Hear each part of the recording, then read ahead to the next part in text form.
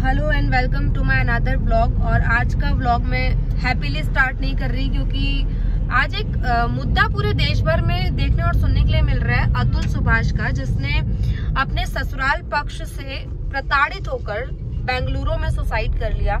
उस शख्स की ऐसी क्या मजबूरी रही होगी और कितना मेंटल उसको प्रेशर होगा कि उसने वो इस हद तक मजबूर हो गया कि उसने जाके सुसाइड कर लिया। और इन सब को ना वो लोग ज्यादा रिलेट कर पाएंगे जिनके घरों में, क्योंकि आज का दौर ऐसा है जिस 2024 के दौर में अभी हम चल रहे हैं और इस दौर में इतने तलाक होते हैं। मतलब आजकल तो जो यूथ है वो शादी नहीं करना चाहता इन सब चीजों को देखने के बाद में। तो ये जो मुद्दा है वो हम लोगों ने इसलिए रिलेट किया क्योंकि हमारे घर परिवार में भी हमने ऐसी चीजें देखी हैं। मतलब लड़कियों के पास इतनी स्ट्रॉन्ग पावर है इंडियन लॉ को गलत तरीके से इस्तेमाल करने की कि वो जो चाहे करेंगी। अब आज मैंने एक वकील से बात की, उसने मुझे कहा कि पहले होता था कि माँ बाप आते थे लड़की के, कोर्ट में केस दर्ज कराते थे और पूछते थे कि वकील साहब बताइए क्या करना चाहिए। लेकिन आज ये दौर आ गया है कि लड़कियां खुद जाती हैं कोर्ट में और बोलती हैं ये धारा लगाओ। वो गूगल से यूट्यूब से पढ़ के आती हैं कि इस धारा में इतना ये होगा, इसको इतना प्रताड़ित करना है। तो पहले के दौर में ये होता था कि महिलाएं जाके वकील से पूछती थी कि हम क्या करें, और अब महिलाएं जाके बोलती हैं कि मेरे पति पे ये केस लगा दो। पति के साथ उसकी माँ पे भी लगा दो, उसकी बहन पे भी लगा दो, उसके भाई पे भी लगा दो, मतलब पूरे परिवार को घसीटो। उन्होंने कहा जब हम उनसे पूछते हैं कि इन पे क्यों आप ये धारा लगा रही हैं, इन्होंने क्या किया, तो वो कहते नहीं उन्होंने कुछ नहीं किया, लेकिन उनको भी अपन लपेटेंगे क्योंकि उनने मेरी जिंदगी बर्बाद की है तो हम उनको बर्बाद करेंगे। तो ये ईगो क्लैशेस की वजह से चीजें होती हैं। अब हम बात कर रहे हैं अतुल सुभाष की। तो मेरे साथ एक ऐसे शख्स इस टाइम पर है जो कि मेरे भाई हैं और हम पूरे परिवार ने इस प्रताड़ना को बहुत करीब से देखा है। लेकिन भगवान की दया इतनी थी कि हम लोगों के कॉन्टेक्ट्स बहुत अच्छे थे और इस चक्कर में हम लोग बहुत ज्यादा दिन तक कोर्ट कचहरी के चक्कर हमको नहीं काटने पड़े। हालांकि जो मेरा भाई है वो लगातार उसकी कुछ पेशी हुई थी। एक टाइम के बाद इसने भी यही बोल दिया था कि मर जाऊंगा लेकिन पैसा नहीं दूंगा, क्योंकि आपकी जब कोई गलती है नहीं तो आप पैसा क्यों दोगे। तो ये चीजें मेरे भी घर में फेस हुई कि मम्मी पापा एक टाइम पे डर गए थे कि यार बच्चा ऐसी बातें कर रहा है कि मर जाऊंगा पैसे नहीं दूंगा, वो कुछ करना ले, और इस तरीके की चीजें होती हैं। तो अतुल सुभाष ने एक्चुअली वो कदम उठा लिया और अब जाके उस पर जो है बातचीत हो रही है। तो मैं अपने भाई से बात करूंगी, और क्योंकि उसने आज तक हमसे कभी शेयर नहीं किया कि वो जब जाता था कोर्ट में तो क्या होता था, कैसे उसके साथ बिहेव होता था, कितने रुपए कौन मांगता था, तो वो सारी चीजों पे। तो निक्कू, क्योंकि तुम्हारे साथ तो ये चीजें हो चुकी हैं, मतलब ये सब चीजों से निकल के पार करके आज हैप्पी लाइफ तुम जी रहे हो। लेकिन उस टाइम पे जब ये सब कुछ हुआ, आपकी शादी हुई, शादी के बाद आपकी वाइफ तो रही भी नहीं आपके साथ और इसने सीधा केस करने की बात कही और कहा कि मुझे इतने लाख रुपए चाहिए। वो सब तक ठीक था, लेकिन उसके बाद जब कोर्ट में केस हुआ तो कैसे ही चीजें, कितनी लाइफ बदल गई थी उस टाइम। क्या लाइफ बदलेगी, लाइफ पूरी खराब हो गई थी। बदलने वाली तो कोई बात ही नहीं होती ना इसमें।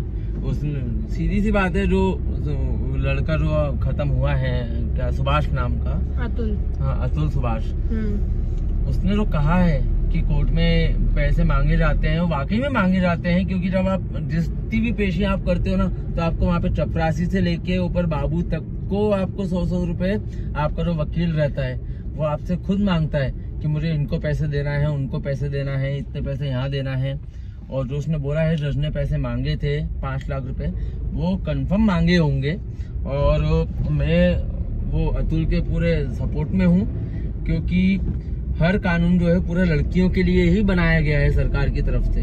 अगर सरकार को अभी भी समझना है तो ये समझे कि उस लड़के ने इतना बड़ा वीडियो बनाया है कि जब तक उसको इंसाफ ना मिले, जब तक उसकी अस्थियां विसर्जन ना हो, और अगर उसको इंसाफ ना मिला तो उसकी अस्थियां सरकार के सामने, कोर्ट के सामने, कानून के सामने गटर में बहाई जाएं।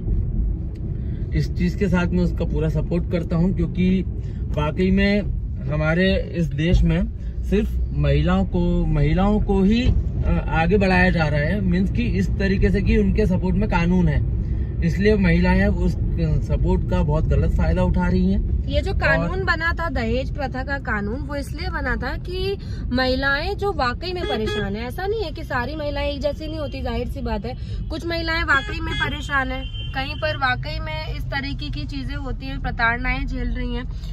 तो ये कानून इसलिए बना था कि उन महिलाओं की आवाज को उठाया जाए, महिला उत्पीड़न के लिए कानून था। लेकिन अब ये कानून जो है वो पुरुष उत्पीड़न बन गया, मतलब ये पुरुषों के लिए सजा बन गया कानून, जब इसका गलत तरीके से इस्तेमाल होने लग गया। क्योंकि मैंने खुद इस चीज को वहाँ पर देखा है, क्योंकि हमेशा वहाँ पर सबसे पहले लेडीजों की सुनी जाती थी। हम लोग को ऐसे मतलब ट्रीट किया जाता था जैसे हम लोग कोई बड़ा क्राइम करके आए हैं, जैसे हम लोग बहुत बड़े क्रिमिनल हैं। और ये गवर्नमेंट की जो है ये जो महिलाओं के लिए जो ये कानून बनाया है, बस गवर्नमेंट से निवेदन है कि ऐसा ही कुछ पुरुषों के लिए भी बनाया जाए फिर, कि बिल्कुल सही बात कही कि कानून आपने महिलाओं के लिए तो बनाया है, लेकिन उन पुरुषों का क्या जिनकी तो आवाज ही नहीं सुनी जाती। आज एक अतुल ने सुसाइड किया तो ये मामला निकल के पूरे देश में आया, लेकिन ऐसे बहुत सारे अतुल हैं जो परेशान हो रहे हैं अपनी जिंदगी में और इस तरीके से कोर्ट कचहरी के चक्कर काट रहे हैं। और सबसे बड़ी बात कि पुरुषों के साथ तो सही ढंग से बिहेव भी नहीं किया जाता, उन लोगों के साथ तो बहुत ही बदतमीजी से बात की जाती है। वहीं एक महिला को बड़े अच्छे से पूछा जाता है